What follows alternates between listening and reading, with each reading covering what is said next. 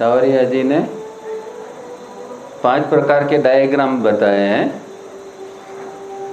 वो डायग्राम जो है वो और कुछ नहीं है, मन की स्थिति है या हमारा लेवल ऑफ बीइंग जिसको कहते हैं, और लेवल ऑफ बीइंग डायग्राम में बताया है।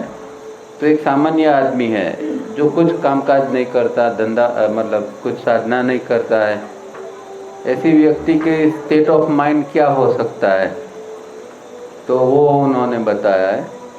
तो स्टेट ऑफ माइंड को मेज़र करने का उनका एक आइडिया था कि हमारी जो सिस्टम है उसको उन्होंने 4 भाग में डिवाइड किया था और 4 नाम दिया था। आई मतलब इंटेलेक्चुअल, और उसको सेंटर कहा, इंटेलेक्चुअल सेंटर। दूसरा जो है वो ई माने इमोशनल सेंटर। तीसरा है एस माने सेक्स सेंटर, और चौथा है एम माने मूविंग सेंटर। तो ये 4 जो चीज़ है उसके ऊपर व्यक्ति का स्टेट ऑफ माइंड रहता है। हर व्यक्ति का, दुनिया में कोई भी व्यक्ति जो है उसका इंटेलेक्चुअल सेंटर किस तरह काम कर रहा है, इमोशनल सेंटर किस तरह काम कर रहा है, सेक्स सेंटर किस तरह काम कर रहा है, और मूविंग सेंटर, इसके ऊपर से वो व्यक्ति का अंदर का जो है लेवल वो जाना जाता है। अब इंटेंसिटी का ये, इसको इंटेंसिटी कहा गया है ये, पर बहुत गहरा है, अभी मैं सब तो नहीं समझा सकूँगा, पर एक सामान्य एक आउटलेट, एक आइडिया देता हूँ उसका, कि ये चारों केंद्र है उसकी अपनी अपनी इंटेंसिटी है। इंटेंसिटी माने कि वो जो काम कर रहा है और उसके अंदर से जो निकलता है वो चीज़ जो है वो उसको इंटेंसिटी कहते हैं। तो एक सामान्य आदमी है, उसका सेंटर की इंटेंसिटी क्या होगी, तो उन्होंने बताया 2482, मतलब कि इंटेलेक्चुअल सेंटर है वो 2 एकम में काम कर रहा है, तो इमोशनल सेंटर है वो 4 एकम में काम कर रहा है, और सेक्स सेंटर है वो 8 एकम में काम कर रहा है, और फिर से जो मूविंग सेंटर है वो सिर्फ 2 एकम में काम कर रहा है।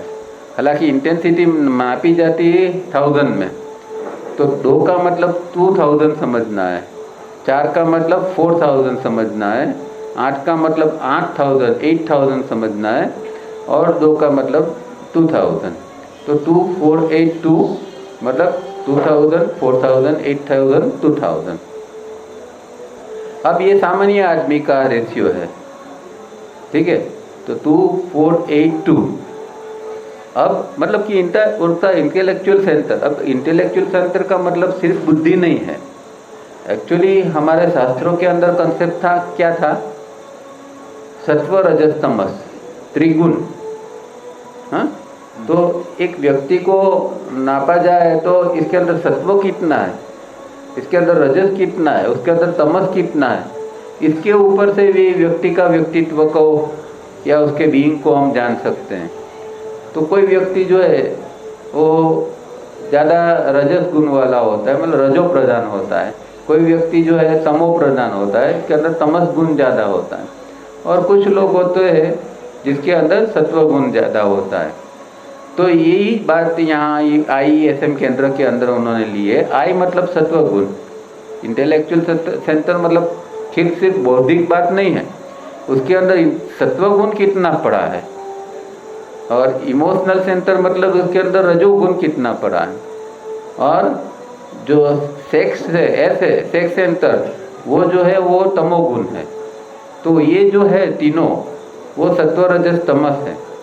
तो इसके ऊपर से लेवल ऑफ बीइंग जाना जाता है। अभी मानो कि कोई व्यक्ति के अंदर सिर्फ 2 ही आई मतलब इंटेलेक्चुअल सेंटर है, तो इसका मतलब कि उसके अंदर 2 एकम का ही सत्व है, मतलब बहुत कम सत्व है उसके अंदर, उससे ज़्यादा तो उसके अंदर रजोगुण है, मतलब क्योंकि इमोशनल सेंटर है वो 4 है, तो उससे 2 से डबल हो गया ना, 4, इमोशनल सेंटर 4 हो गया, और मतलब इमोशनल सेंटर मतलब रजोगुण, और जो सेक्स सेंटर है वो तो 8 है, तमोगुण मतलब कितना हो गया, इससे भी 2 गुना हो गया, 2, 4, 8।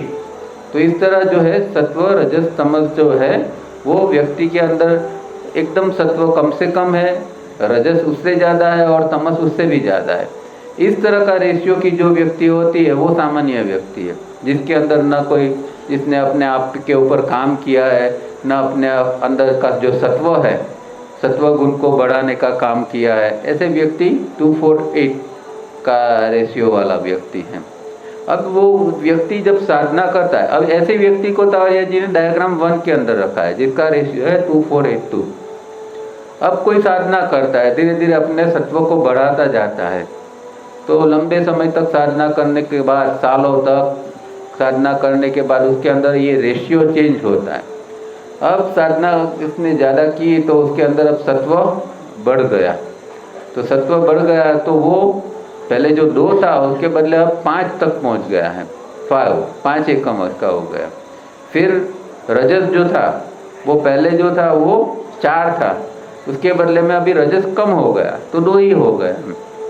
जो तमस था, सेक्स सेंटर तमस था वो 8 था, वो भी अभी इसके अंदर 2 हो गया है, और जो मूविंग सेंटर है वो भी 2 हो गया। तो पहले जो आदमी का ये था 2482 था, अब उसने साधना की तो ये रेशियो चेंज हो गया, उसके अंदर सत्व बढ़ गया और रजस और तमस कम हो गए। तो हमारे जो आध्यात्मिक जो यात्रा है उसके अंदर हमारा पर्पस क्या है? तो पहला पर्पस यही है कि हमारे अंदर सत्व गुण का बढ़ावा हो, क्योंकि सत्व गुण होगा तो ही आपके अंदर, जिसको हम सद्गुण कहते हैं, अच्छाई कहते हैं, जिसको हम धर्म कहते हैं, वो तभी हो पाएगा।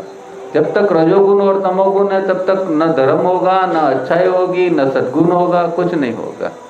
तो ये साधना का लक्ष्य या साधना का एक हेतु जो है वो ये है कि हम किस तरह 2482 से 5221 की ओर जा सके। इसके लिए हमें साधना करनी है, ये मेहनत करनी है। अब जिसके अंदर ये 5221 हो गया तो उसका एक बैलेंस है, इसके अंदर पता चलता है कि भाई सत्व कितना है और दूसरा चीज़ कितनी है। तो बैलेंस के अंदर जैसे कि पहला तो था 2482, तो उसके अंदर सबसे ज़्यादा क्या था? सेक्स सेंटर कितना था? 8 था, ठीक है।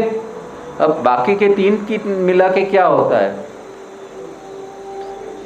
जो पहला जो है वो इंटेलेक्चुअल सेंटर 2 था, इमोशनल सेंटर तो कितना हुआ? 6। और मूविंग सेंटर कितना था? मूविंग सेंटर कितना था? 2। तो कुल मिलाकर कितना हुआ? 8। और दूसरी ओर अकेला सेक्स सेंटर के अंदर 8। तो बैलेंस कैसा हुआ? वहाँ भी बैलेंस है 2482 में, पर उसमें तमोगुण ज़्यादा है और बाकी को मिला के तमोगुण के इक्वल करते हैं। अब 5:1 का जब रेशियो बनेगा तब क्या होगा? 5 ज़्यादा होगा। इसका मतलब क्या हुआ?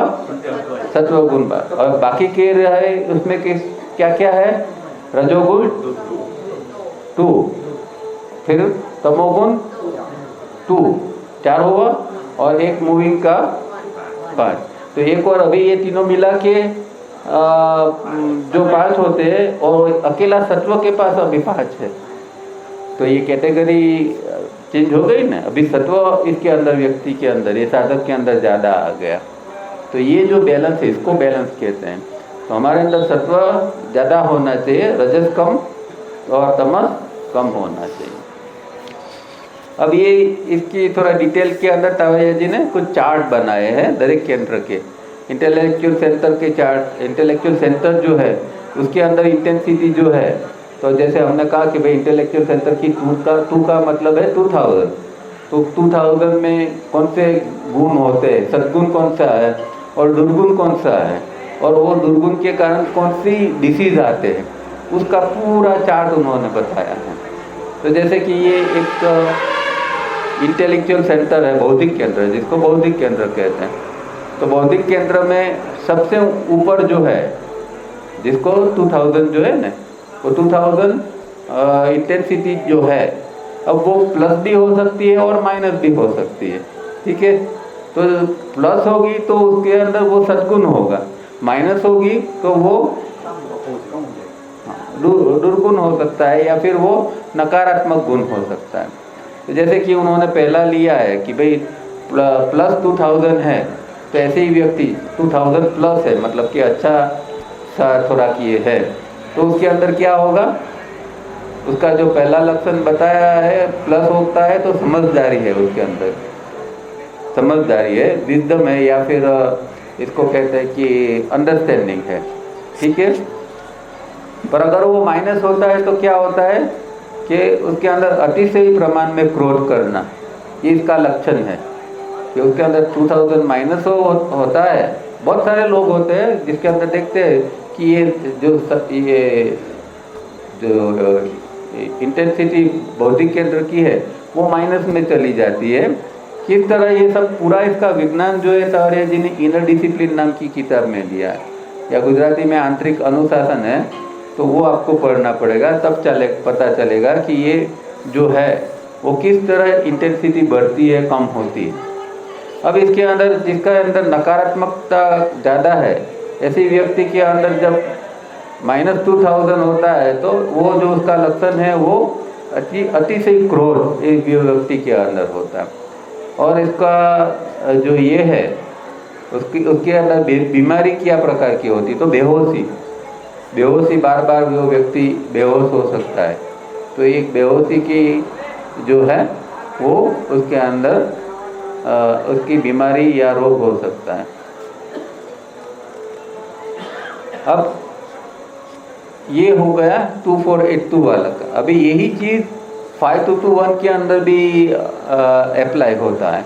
उसके अंदर भी जो है ऐसे व्यक्ति के जो अभी 5221 पर पहुंची है तो उसके अंदर भी समझदारी होगी, पर अभी जो 2000 वाला है उसकी अंडरस्टैंडिंग और 5000 वाले की अंडरस्टैंडिंग में काफ़ी अंतर होगा, ठीक है।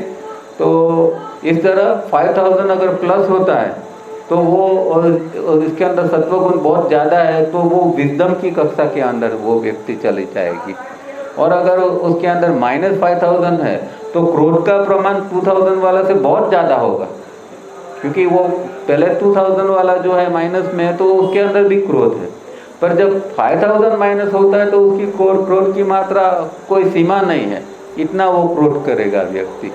तो इस तरह ये जो चार्ट है उसके अंदर फिर वो कम होता जाएगा। यहाँ 2000 लिखा है, फिर 1875 लिखा है, 1850 लिखा है, तो उसके अंदर क्या पॉजिटिव गुण है, क्या नेगेटिव गुण है, क्या बीमारी।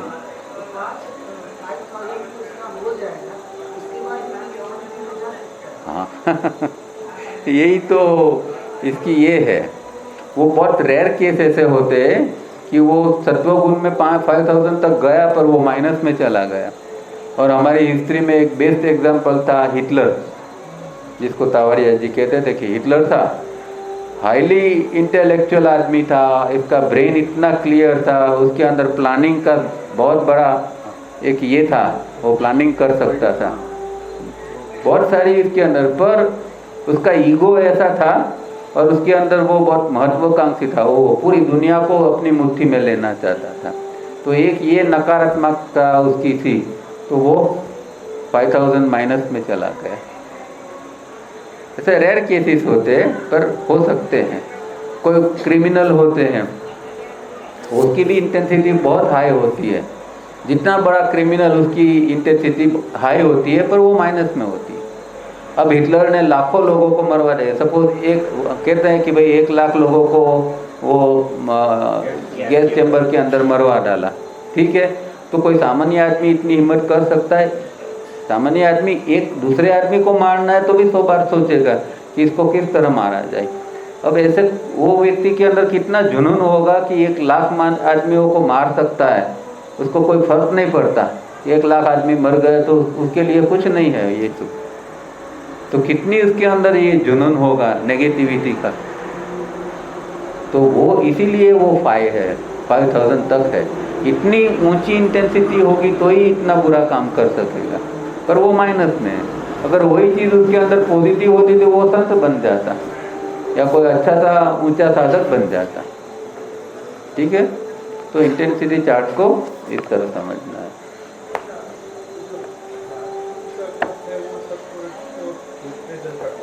जी तो नारी माप सकते हैं, इसको कोई मापा जाता है?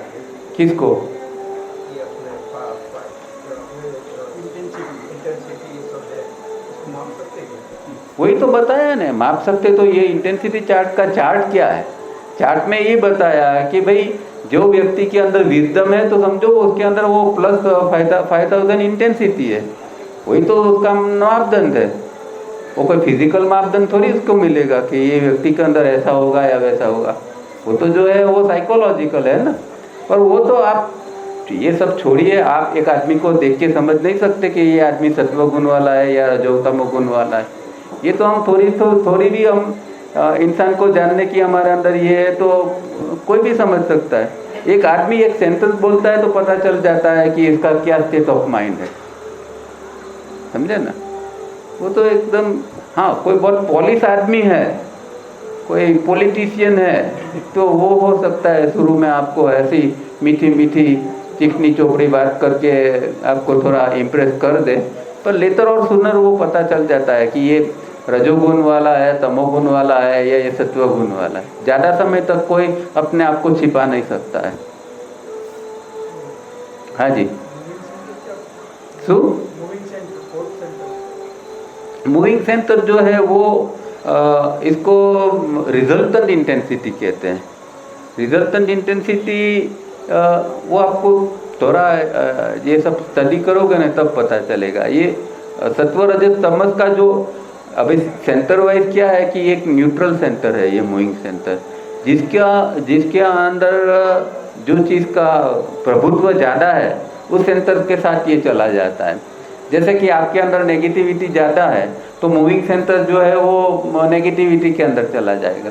अगर आपके अंदर पॉजिटिविटी डेवलप हो रही है तो ये जो है ये सेंटर आपको पॉजिटिव में मदद करेगा। ऐसा है, इसको रिजल्टेंट इंटेंसिटी, हाँ इसको रिजल्टेंट इंटेंसिटी कहा जाता है।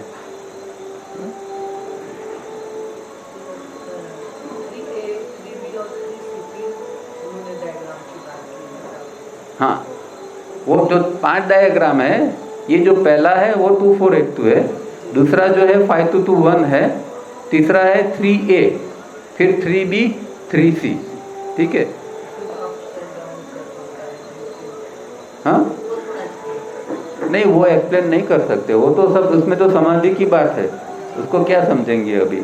और बहुत वो तो गहरा है, वो तो बोर्ड के ऊपर सीखना पड़ता है। हमारे लिए तो 2A में जाने का कुछ ना है।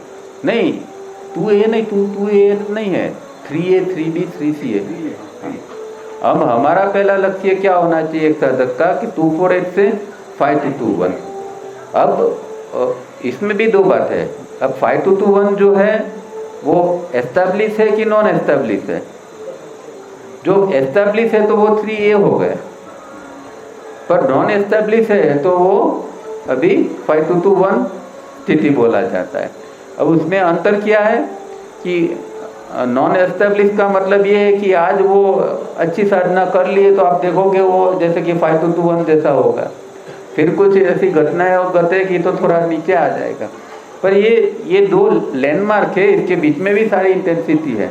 ऐसा नहीं है कि यहाँ से जंप मार के वो वहाँ चला गया, समझे ना।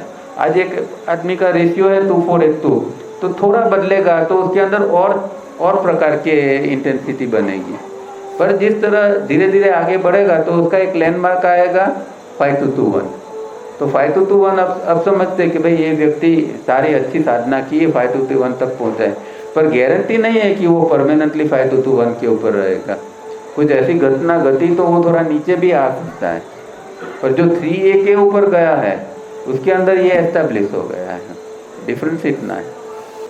જેને સાધના ચાલુ કીધી તો હવે 2480 થોડો આગળ વધે, હજી 5221 સુધી નથી પહોંચ્યો, પણ કોઈ સારી એવી મહેનત કરીને 5221 સુધી પહોંચી ગયો, પણ એનો અર્થ એ નથી કે એસ્ટાબ્લિશ થયો। એસ્ટાબ્લિશ થવા માટે પ્રત્યાહાર ને પ્રત્યાહારની બહાર જવું પડે, એકદમ આગળ જવું પડે। તો હમણાં એ જે છે એ 5221 પર પહોંચ્યો, પણ કાલે કંઈ ગરબડ થઈ તો પાછો એ જરાક નીચે બી આવી જાય, પણ પરમ દિવસ પાછો 5221 પકડી બી લે। પણ એ જો પ્રત્યાહારની અંદર આગળ વધી ગયો તો પછી એનો એ 5221 સ્થિર થઈ ગયો।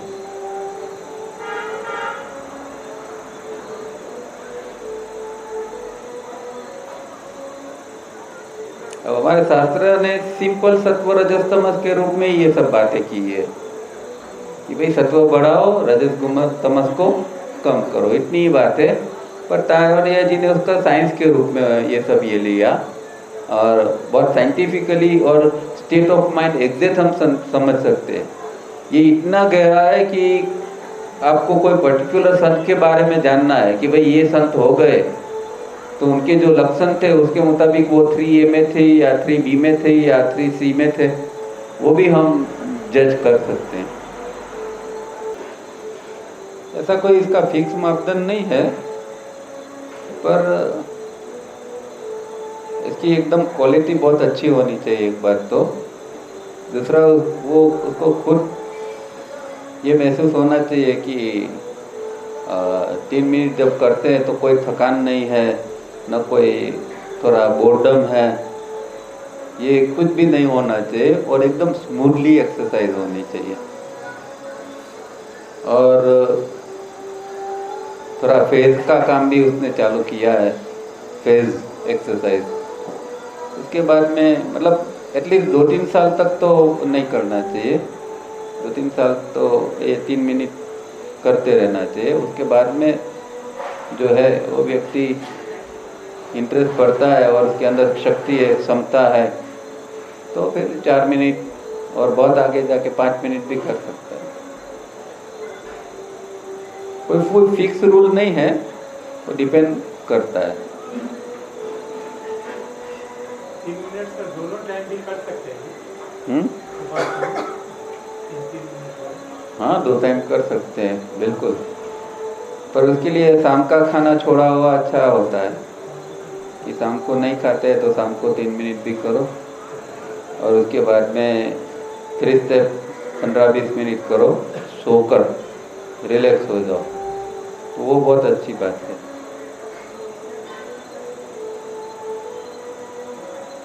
एक ही टाइम में ज़्यादा 4 मिनट 5 मिनट करने के बजाय सुबह शाम आप करो तो वो और अच्छा है।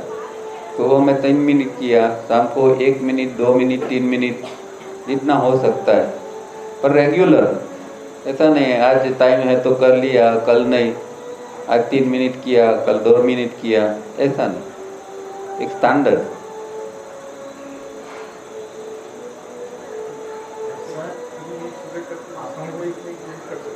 हाँ जी, मॉर्निंग में 3 मिनट किया तो शाम को 3 मिनट करना जरूरी है, 1 मिनट भी दो। हाँ 1 मिनट इनफ है। वो जो आपने फेस की जो बात आप प्रैक्टिस करते हैं ना, फिर हाँ वो रात में कर सकते हैं, क्या फेस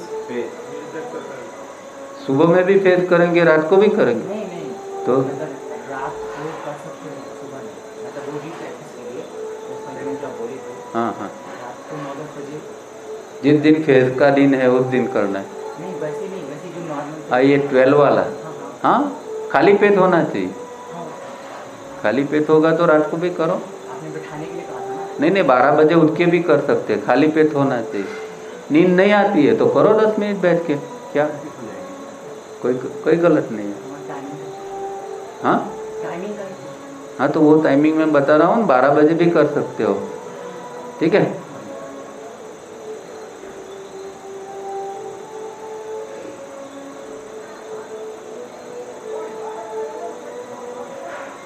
तो फेजમાં ક્યારે આગળ વધવું જોઈએ? ફેઝ 1 કરતા હોય પછી ફેઝ 2 માં ક્યારે? 1 વર્ષ 1 વર્ષ.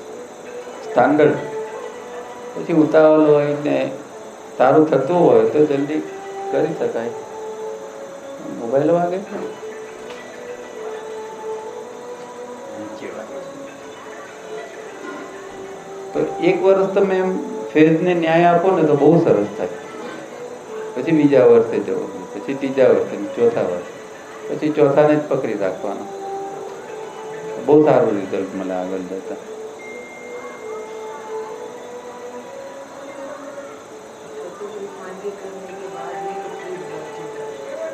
क्या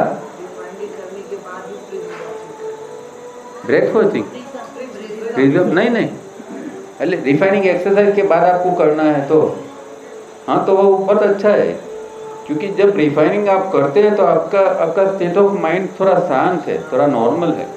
उस दौरान अगर प्रिज्म करते तो और थोड़ा कंसंट्रेशन होगा आपका।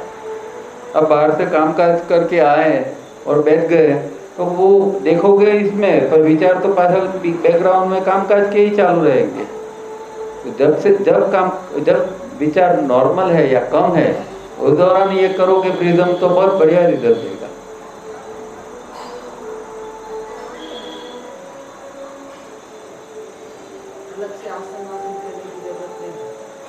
कौन से आसन?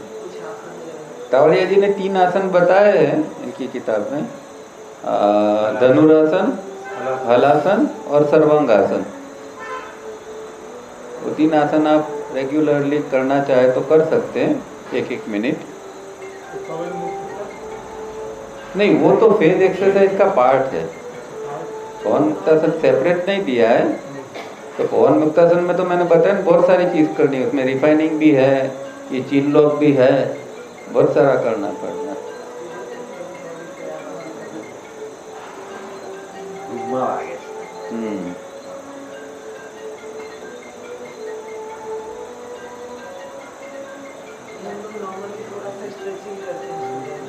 हाँ,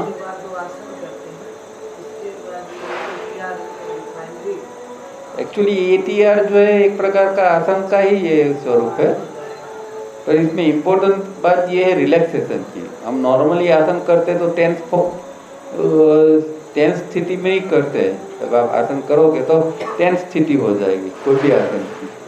जब इसके अंदर खूबी ये ATR की कि बाहर से वो टाइट है, अंदर से आप ढीला छोड़ रहे हैं, तो जो मसल जो है वो मसल्स की एक खूबी ये है कि वो मेमोरी को पकड़ के रखता है।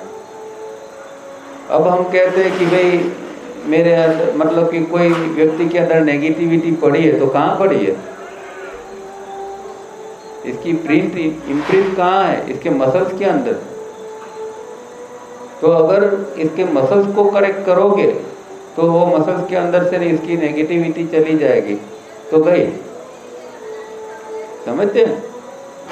तो ये ATR बहुत इंपॉर्टेंट एक्सरसाइज है जो तावड़िया जी ने दी थी, वो कॉन्शियस स्लीप का पार्ट है ये ATR।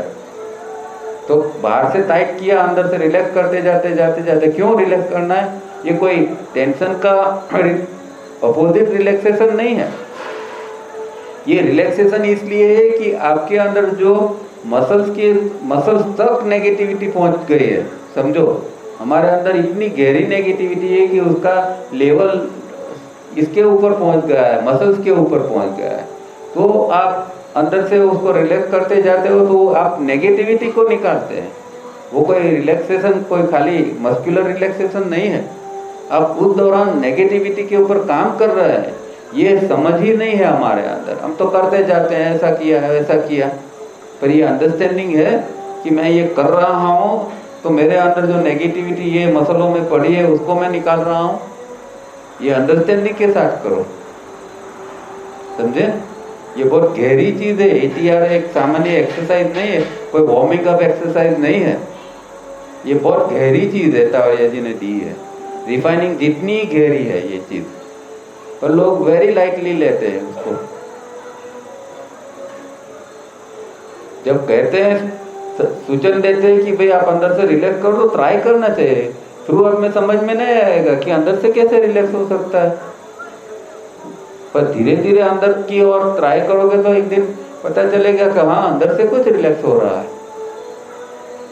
इस तरह एक अप्रोच होना चाहिए और इस तरह की मेहनत होनी चाहिए, तो नेगेटिविटी के ऊपर सीधा काम चालू हो जाएगा। शुरू में तो मुझे करने में अच्छा ही नहीं लगता था, रिफाइंड बस करती थी, पता नहीं जैसे आता मुझे पता नहीं था, नहीं मन की दशा को बना। तो कुछ दिनों के बाद तो फिर आनंद मिला, तो मुझे लगता था मैं करूँगी नहीं। कई लोग वैल्यू नहीं देते हैं, ऐसा कि भाई रिफाइनिंग ही इम्पोर्टेंट है, इसको छोड़ो ना, अभी 100 कर लेंगे और बेच जाएंगे। और मुझे याद है काबरा जी ने यही सवाल पूछा था बहुत समय पहले, ATR नहीं करेंगे तो चलेगा?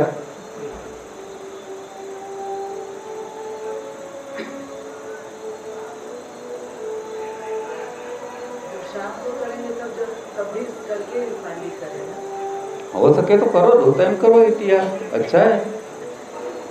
और उसके अंदर इम्पोर्टेंट पार्ट जो है होल्डिंग का, कम से कम आप हर एक्सरसाइज 20 सेकंड तक होल्ड कर सकते हो तो बहुत अच्छा है। एवरी टाइम एक एक्सरसाइज 3 बार करते हो, तीनों बार 20 सेकंड उसको रोको, मतलब एक एक्सरसाइज मिनिमम 1 मिनट से ऊपर हो गई।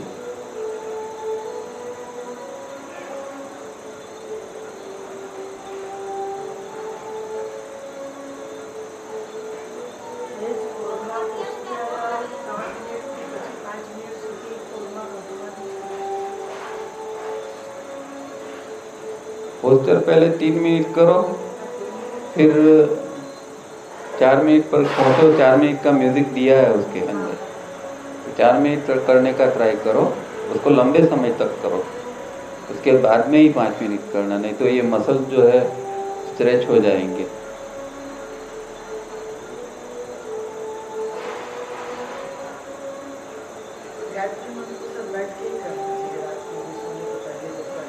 हाँ, बैठ के करो। फिर अगर नींद बहुत आती है तो फिर लेट कर करना, पर शुरुआत तो बैठ के ही करना है।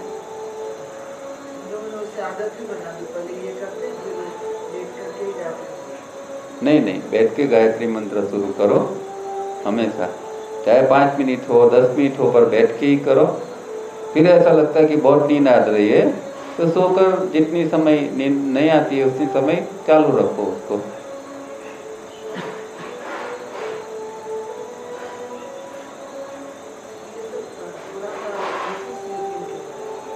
कॉन्शियस स्लीप वो तो प्रैक्टिकल चीज़ है पूरी, जब तक प्रैक्टिकल नहीं उसमें तो रिलैक्सेशन है पूरा बॉडी को part by part, piece by piece, जैसे ये योगासन वाले योग निद्रा के रूप में कराते हैं। पर योग निद्रा से योग कॉन्शियस स्लीप काफ़ी गहरी चीज़ है।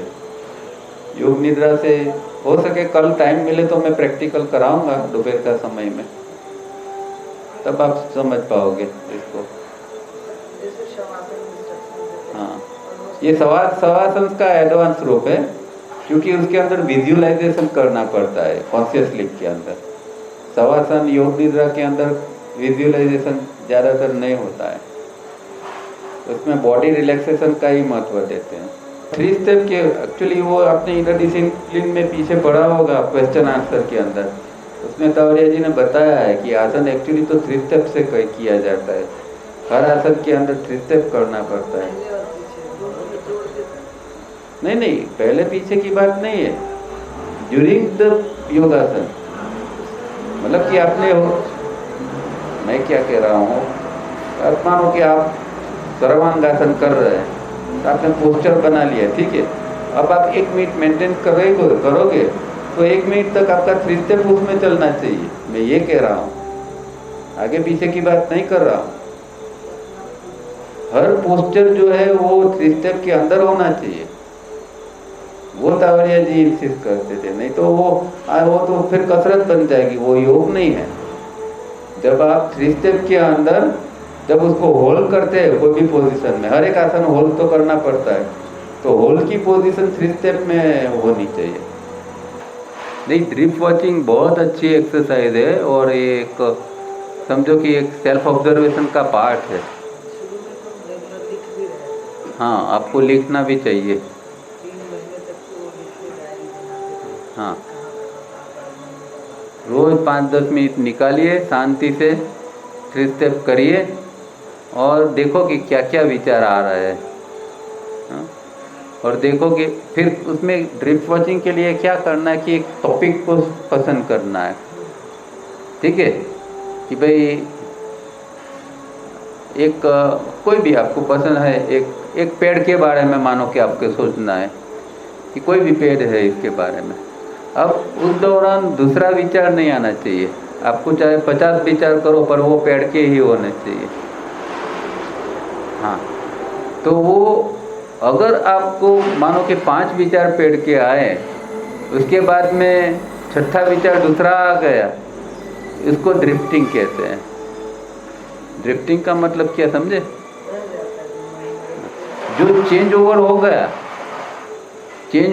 गया, जो आपने सब्जेक्ट चुना था वो चेंज ओवर हो गया तो ड्रिफ्ट हो गया। आपको जो पसंद आया वो आप एक टॉपिक को लो और उसको पकड़ के रखो, उसके बारे में ही सोचना है।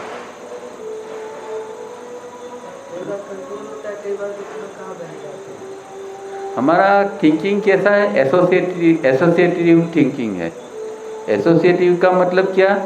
एक चीज़ देखते हैं तो उसको देख के एक विचार चालू होता है, उसके बाद में वो विचार के ऊपर से दूसरा एसोसिएटिव थिंकिंग में दूसरी बात याद आती है, तो वो दूसरे चीज़ उसका रिलेशन में बन जाती है। जैसे कि आपने किसी का जूता देखा तो आपका जूता याद आएगा, अगर मेरे से तो ये जूता अच्छा है। हा? फिर अभी जूता देखा तो ये कौन सी दुकान से लिया होगा, फिर वो चलेगा कि ये महंगा है कि सस्ता है। ठीक है, इस तरह वो रोल ओवर होता जाएगा और उसके बाद में दूसरा, दूसरा के बाद में तीसरा, तीसरा चौथा, ऐसा वो एसोसिएटिव थिंकिंग, उसको ब्रेक करना पड़ता है कि यहाँ उसको रोको। तो ये जो है ड्रिफ्टिंग बहुत बढ़िया आपके माइंड में, क्योंकि हमारे माइंड में क्या चल रहा है वो हमें ही पता नहीं है। हमारे माइंड की क्या गड़बड़ चल रही है वो हमें ही पता नहीं है। तो आप जब तक आपके मन को देखोगे नहीं तो कैसे पता चलेगा कि आपके अंदर क्या है। तो मन को देखने के लिए रिलैक्स हो जाओ और फिर विचारों को देखते जाओ, और उसके साथ में ये ड्रिफ्ट की एक्सरसाइज भी आप कर सकते हैं। और फिर इसकी एक डायरी बनाओ कि भाई मैंने ये 10 मिनट के अंदर मुझे किस किस प्रकार के विचार आए, खास करके जिसको कहते हैं प्रीडोमिनेंस, इसमें से ज़्यादा डोमिनेंस वाले कौन से विचार है। पैसे के ही विचार ज़्यादा आए, 10 मिनट विचार किए तो इसमें कौन सी चीज़ ज़्यादा थी? पैसे वाला विचार ज़्यादा था, या कोई इमोशनल विचार ज़्यादा था, या कोई डर वाला विचार ज़्यादा था। तो आपको पता चलेगा कि आपके अंदर ये चीज़ के प्रति ज़्यादा लगाव है या ये चीज़ से आप दूर भागना चाहते हैं। ये सब वहाँ हमें पता चलता है। खाली एक्सरसाइज कर ली, ज़्यादा फूंक मार लिया, कम मार लिया, इससे ये सब सुधर जाएगा ऐसा नहीं है। इसके साथ में पैरेलली बहुत कुछ करना पड़ता है।